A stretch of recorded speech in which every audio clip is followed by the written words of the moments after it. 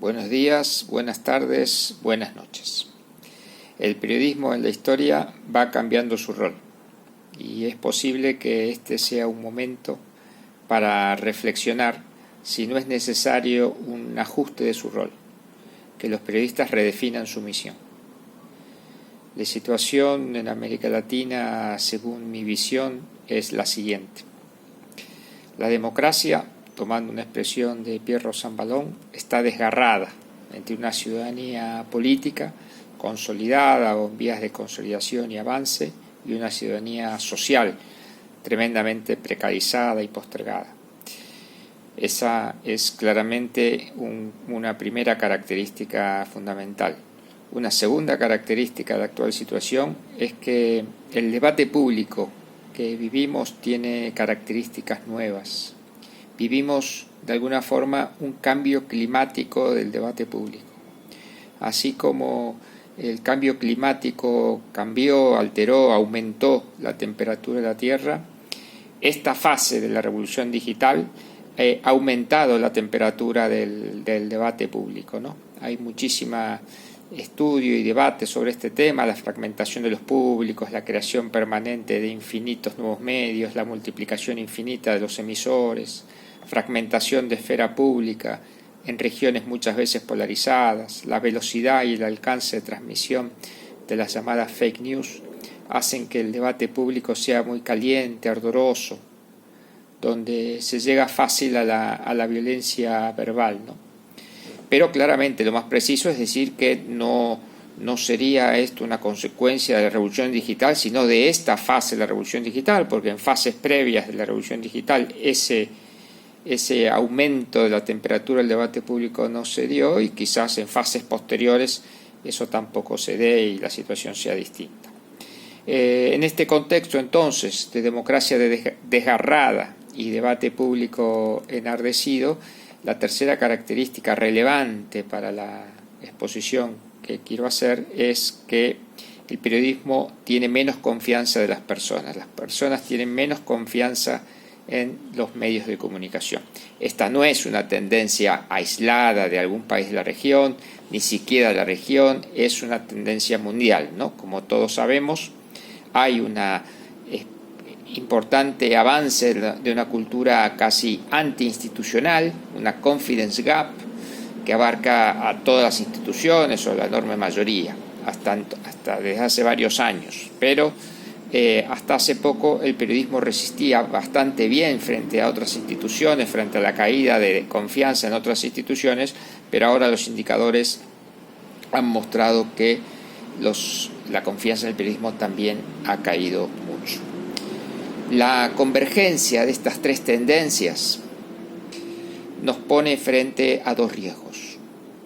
El primer riesgo es que cuando las sociedades cristalizan la polarización, ingresan en periodos de autobloqueo y no avanzan, no progresan. El segundo riesgo es que crecen los autoritarismos que pueden afectar la democracia. Frente a esto, la pregunta es: ¿cómo debería redefinirse el periodismo que vive en un contexto así? ¿Cómo se puede hacer para que se aumente la confianza en el periodismo? Esa pregunta la podríamos de alguna forma ajustar a esta otra. ¿Qué es lo que la sociedad necesita en este momento histórico del periodismo?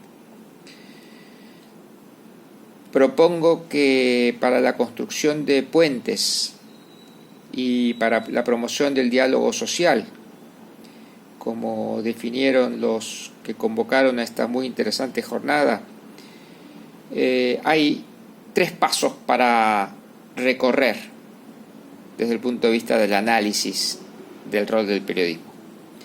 El primero es precisamente redefinir conceptualmente qué se necesita hoy del periodismo. Y la respuesta para poder tratar de redefinir conceptualmente el periodismo es tomar conciencia que el autoritarismo crece cuando crece la percepción de amenaza a nuestros valores, como nos dice Karen Steiner.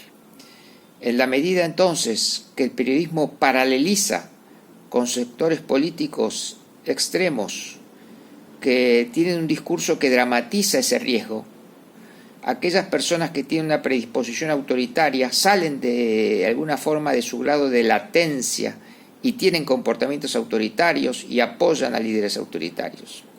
Así, la prensa contribuye a generar un entorno y un clima propicio que promueve el comportamiento autoritario de muchas personas que en otro entorno no obtendrían ese comportamiento autoritario. Si la prensa es alarmista, exagerada, caricaturiza, activa las amenazas, las convierte en inmediatas y urgentes, y así se activa este comportamiento autoritario del que hablábamos de muchas personas. Y es más probable entonces que se identifiquen, que promuevan, que les den preeminencia en la sociedad, que los pongan en el centro de la escena a los líderes autoritarios, como está pasando en muchas de nuestras sociedades. Además, el periodismo, como dije, puede contribuir a que a través de la polarización se genere una sociedad autobloqueada, donde los avances son muy difíciles pues sufren una resistencia feroz por parte del otro polo, de los antagonistas. Y además, si se logran concretar esos avances están sometidos a una gran posibilidad de reversión, justamente cuando vuelva a ganar el antagonista, ¿no?, que va a revertir todo hacia una posición inicial. En ese contexto social, entonces, el periodismo que se necesita puede ser uno que sea el que contribuya a desbloquear la sociedad y a evitar que las personalidades con tendencia autoritaria salgan de esa latencia. Una redefinición propuesta en base a estas características sería la siguiente: el periodismo va a lograr reconstruir su confianza social en la medida que promueva que la sociedad recupere la confianza en sí misma, en su capacidad de hacer cosas juntos. Algo muy parecido fue la redefinición que propuso Catherine Biner, editora de The Guardian, en un ensayo reciente. De alguna forma, consiste en convertir al periodismo en una institución despolarizadora, al mismo tiempo que promueva la esperanza. De alguna forma, esto hace del periodismo también una institución reformista, que permite ir procesando en el tiempo y con consenso los cambios sociales. Si el primer paso es la redefinición que propuse de la misión del periodismo, el segundo paso es cómo esa misión reprograma nuestras prácticas concretas, las prácticas concretas de los periodistas, a partir de ese nuevo concepto. Estas serían algunas de las características. Recuperar la vocación de llegar a todos los sectores sociales. No paralelizar con los sectores políticos más extremistas, despolarizar. No ser tan vulnerables a la temperatura del ambiente. Defender la civilidad y la amistad cívica, a pesar del antagonismo ideológico existente. Instalar por eso en el periodismo una ética de la moderación. No como un concepto de bonomía de los periodistas, al contrario, con un concepto de calidad profesional. La moderación como atributo de calidad de un periodista, no como atributo de la personalidad de un periodista determinado. Otra característica sería la identidad demográfica. Entender que el periodismo no es solo para la clase media. Las redacciones se tienen que parecer más a las comunidades a las que sirven, en especial en países como los latinoamericanos, donde la enorme mayoría, si no todos, tienen sociedades muy segregadas, muy distanciadas socialmente, y por lo tanto, en la medida que las redacciones puedan ser espejos de esas comunidades, tendrán mayor capacidad de servir entendiendo mejor a la comunidad, ¿no? Como aquella vieja expresión que se utilizaba a mediados del siglo XX, en la cual se decía que el buen periodismo en una comunidad es una comunidad que se habla a sí misma. Otra de las características de esta nueva práctica, a partir de esa redefinición conceptual, es no retransmitir la ira, por más justificada que esté. Las sociedades conviven con el malestar social, por definición. Siempre ocurre así. La democracia es una especie de promotora también de las expresiones de malestar que pudiera haber en cualquier momento histórico. Por lo tanto, el periodismo tiene que intentar gestionar este malestar sin histeria.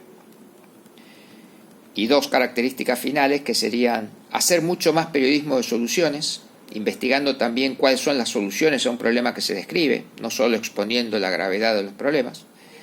Y por último, hacer más periodismo de investigación sobre temas que dificultan la movilidad social, temas que reflejen por qué se consolida la desigualdad educativa, la desigualdad social, la desigualdad económica, la desigualdad cultural, etc. Y no solo generar periodismo de investigación sobre asuntos de corrupción pública. Son importantes, por supuesto, son fundamentales, pero hay que ampliar la agenda del periodismo de investigación. Si el primer paso entonces es redefinir conceptualmente el periodismo, el segundo es redefinir la práctica periodística, el tercero, y muy importante, es explicar este nuevo rol y esta nueva práctica a la sociedad, para que la tome como sus futuras expectativas con respecto al periodismo. Porque la confianza, como nos enseña el profesor Silvio Weisbord, de la gente en el periodismo, se toma de acuerdo a las expectativas sociales de la gente, no de los periodistas. Y por lo tanto, los periodistas deben proponer y explicar a la sociedad cuál es el nuevo contrato que están ofreciendo a la sociedad. Lo realista sería intentar que al menos una parte de la sociedad acepte este contrato. En síntesis, este momento social en América Latina está cambiando a muchas instituciones. Y el periodismo, que es una de las instituciones más flexibles, no puede dejar de reflexionar y pensar cuál es su nueva misión.